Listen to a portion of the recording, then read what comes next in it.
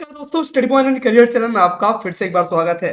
दोस्तों, आज का ये वीडियो काफी खास होने वाला है क्योंकि आज की इस वीडियो में हम किसी कोर्स के बारे में नहीं बात करेंगे, बल्कि आज का ये वीडियो पूरा होने वाला है प्राइवेट जॉब के ऊपर कि आखिर प्राइवेट जॉब कितने प्रकार के होते हैं, प्राइवेट जॉब में कौन कौन से पोस्ट और पोजीशन होते हैं, प्राइवेट जॉब में आप कितनी सैलरी ले सकते हैं और इसमें आपको कितना टाइम देना पड़ेगा।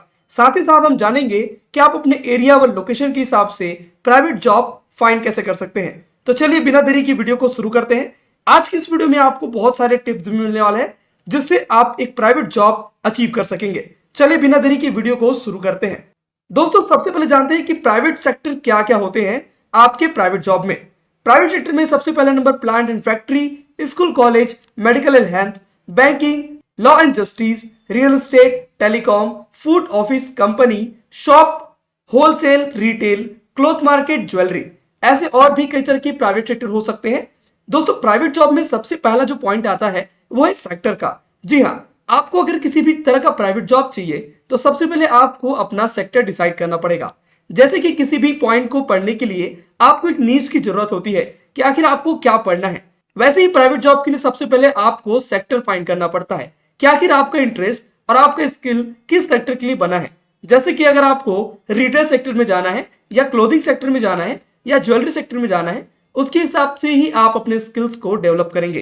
दोस्तों, प्राइवेट सेक्टर में किसी भी कंपनी की अगर हम बात करें, चाहे वह कंपनी 2 लोगों की हो या उस कंपनी में 200 लोग हों, जॉब के लिए पोस्ट एंड पोजीशंस बहुत मायने रखते हैं। जी हाँ, प्राइवेट सेक्टर में ज्यादातर देखा गया है office boy, cleaning, management department, general staff, manager, sales department, marketing department, finance, HR, reception, telecaller, peon, security operator, tech, digital, IT, delivery and trainer या फिर टीचर, इस तरह के पोस्ट हो सकते हैं।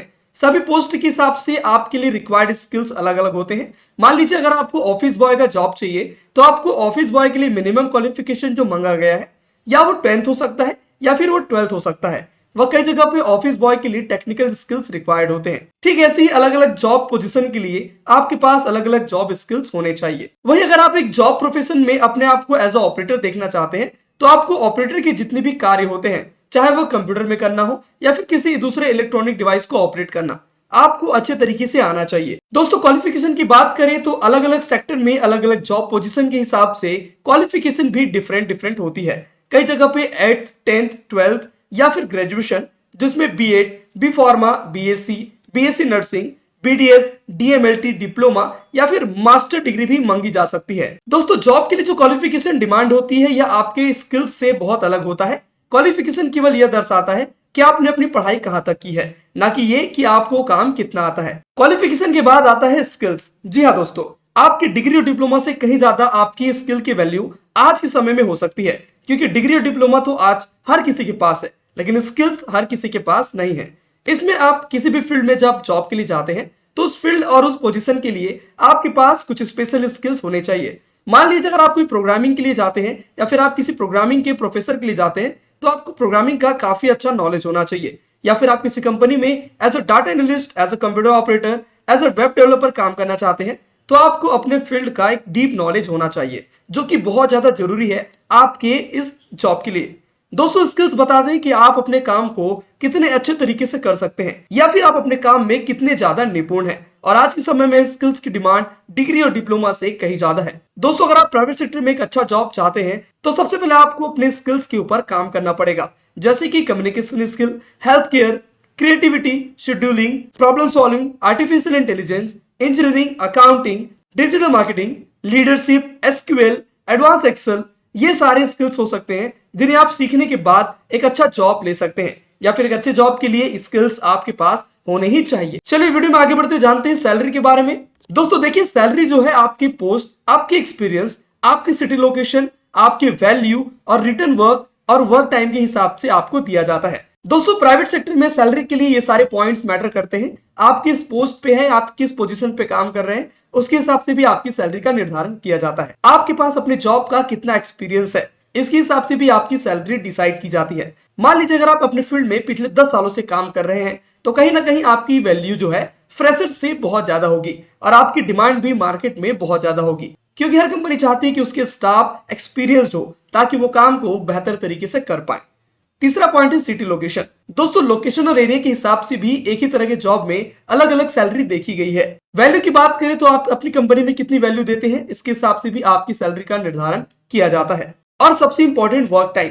कई जगह पे जॉब कल्चर ऐसे होते हैं जहां पे आप अपना समय, जितना ज्यादा समय आप अपने जॉब में देते हैं उतना ही ज्यादा रिटर्न सैलरी आपको मिलने की संभावनाएं रहती है, जिसमें आपके डिलीवरी पार्टनर जैसे जॉब शामिल होते हैं। दोस्तों जॉब फाइंड करने के लिए आपको अपने एरिया या सिटी में नियर बाय लोकेशंस देखने होंगे जो जॉब का हब हो। जैसे मैं रायपुर छत्तीसगढ़ से ये वीडियो रिकॉर्ड कर रहा हूं और इसके जितने भी सिटी के मेन लोकेशंस है, ऐसे लोकेशन में जॉब आप अच्छे से फाइंड कर सकते हैं। जॉब फाइंड करने के लिए कुछ इंपॉर्टेंट टिप्स आपको मैं देना चाहूंगा, जिसमें सबसे पहला है डायरेक्ट विजिट। जी हाँ, अगर आप किसी कंपनी के बारे में जानते हैं या किसी मॉल या किसी कंपनी के बारे में जानते हैं तो आप जाकर डायरेक्ट विजिट भी कर सकते हैं, जिसमें या तो इंटरव्यू के लिए आपको टाइम दिया जाएगा, एक डेट दिया जाएगा, या फिर एचआर डिपार्टमेंट से डायरेक्ट आपका इंटरव्यू कराया जा सकता है। दूसरा है व्हाट्सएप ग्रुप। आज के समय में व्हाट्सएप काफी ज्यादा पॉपुलर है, खासकर ऐसे ऐसे ग्रुप्स के लिए जहां पे आपको अपने नियर बाय लोकेशंस में लोकल जॉब भी प्रोवाइड करते हैं। तीसरा है रेफरेंस। अगर आपको कोई फ्रेंड, फैमिली या रिलेटिव कोई पर्सन किसी कंपनी में है तो आप वहां रेफरेंस के थ्रू भी अपना जॉब ले सकते हैं। न्यूज़पेपर, इसमें भी अलग अलग आर्टिकल्स आते हैं जो जॉब के ऊपर दिए जाते हैं, जैसे कि क्लासिफाइड, जिसमें लोकल्स के जॉब के बारे में काफी अच्छे से एक्सप्लेन किया जाता है। Social media. दोस्तों सोशल मीडिया आज के समय में काफी पॉपुलर चीज है, इसमें भी आप जॉब फाइंड कर सकते हैं। वेबसाइट्स का भी सहारा आप अपने जॉब को फाइंड करने के लिए ले सकते हैं, या फिर आप डायरेक्ट एचआर कांटेक्ट भी कर सकते हैं। इसके लिए आपको लिंक्डइन में प्रोफाइल बनाना होगा और डायरेक्ट किसी भी कंपनी के एचआर से आपको कनेक्ट करना होगा।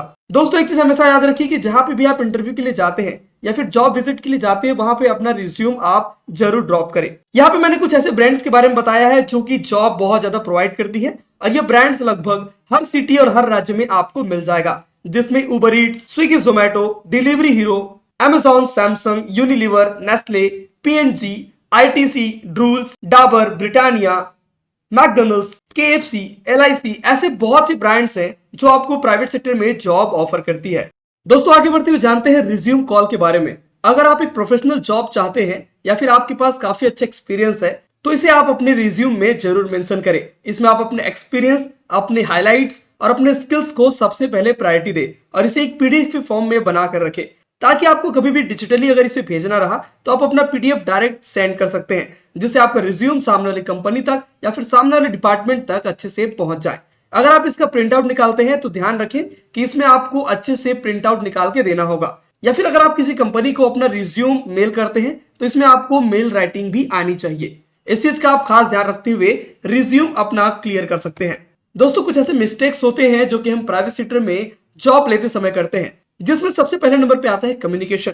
कम्युनिकेशन प्राइवेट सेक्टर हो या गवर्नमेंट सेक्टर, पर्सनल लाइफ हो या फिर प्रोफेशनल लाइफ, सब जगह पे बहुत ज्यादा इंपॉर्टेंट है। अगर आप काफी अच्छे से कम्युनिकेट कर पाते हैं तो आप लोगों तक अपना बात बहुत आसानी से और बहुत अच्छे से पहुंचा पाएंगे। स्किल्स ना होना आज के समय में बहुत बड़ी समस्या है। अगर आपके पास कोई स्किल्स नहीं है तो सबसे पहले आप किसी चीज को सीखें, देन उसके बाद प्राइवेट सेक्टर में जॉब के लिए अप्लाई करें। हाई डिमांड, कोशिश करें मार्केट में जिस चीज की डिमांड है उस चीज को सबसे पहले सीखें, तभी जाकर आपको एक अच्छा जॉब मिल सकता है। आपको जॉब से रिलेटेड रूल्स भी पता होने चाहिए, टारगेट आपका क्लियर होना चाहिए, लोकेशन आपका क्लियर होना चाहिए, साथ ही आपको पता होना चाहिए आपका सैलरी एक्सपेक्टेशन, और आपकी पर्सनालिटी और ड्रेसिंग भी आपके मिस्टेक्स में ही शामिल होते हैं। दोस्तों जितना ज्यादा आप अपनी पर्सनालिटी को एनहेंस करके रखेंगे, अपनी ड्रेसिंग में आप जितना ज्यादा ध्यान देंगे, आपकी पर्सनालिटी उतनी ही ज्यादा अट्रैक्टिव लगेगी और आप अपना जॉब इंटरव्यू काफी अच्छे से क्लियर कर पाएंगे। अगर इस पूरे टॉपिक और इस पूरे वीडियो से जुड़े कोई अगर आपका डाउट हो तो कृपया आप कमेंट में हमें पूछ सकते हैं, आपको इसका रिप्लाई बिल्कुल मिलेगा। अगर आपने अभी तक इस चैनल को सब्सक्राइब नहीं किया है तो प्लीज इस चैनल को सब्सक्राइब करें, ताकि इन फ्यूचर आने वाली वीडियोस आप तक सबसे पहले पहुंच पाए। वीडियो अच्छा लगा तो वीडियो को लाइक करें, चैनल को सब्सक्राइब करें और वीडियो को अपने उन दोस्तों तक शेयर करें जो प्राइवेट सेक्टर में जॉब देख रहे हैं, ताकि उनकी मदद हो सकते हैं। मिलते हैं अगले वीडियो में, तब तक के लिए बाय।